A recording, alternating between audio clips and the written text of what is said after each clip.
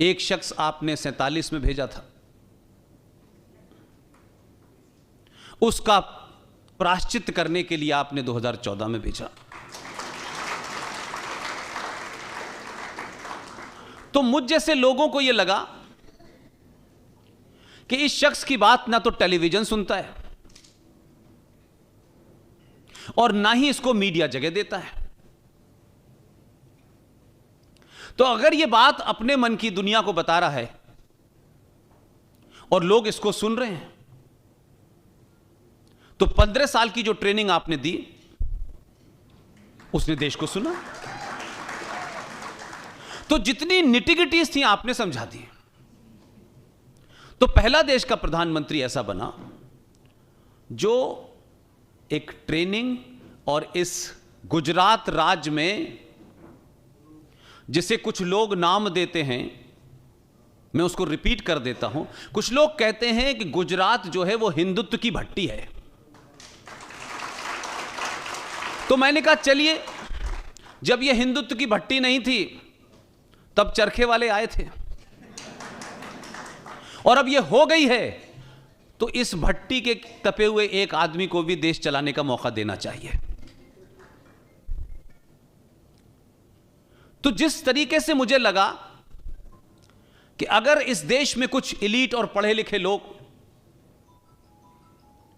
जिनको लगता है कि वही देश को चलाना जानते हैं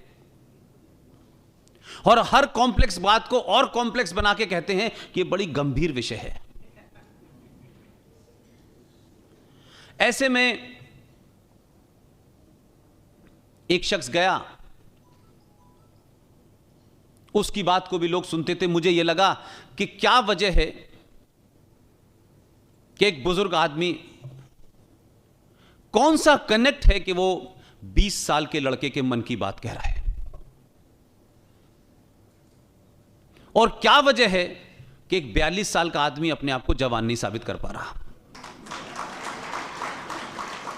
तो मैंने उस वक्त सोचा कि ये जो राष्ट्र के सामने बड़ी चुनौती है, इसको अगर कोर्ट रूम में जो बहस चलेगी चलने दीजिए, अगर इसको सार्वजनिक मंचों से इस देश के लोगों को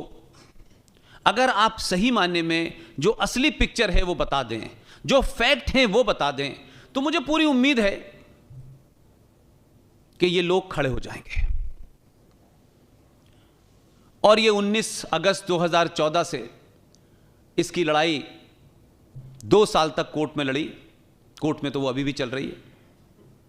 लेकिन मुझ जैसे आदमी को लगा, क्योंकि मैं मीडिया का था, कि इसकी निटिगिटीज जितनी हैं सरल भाषा में देश को समझाओ। मुझे नहीं लगता,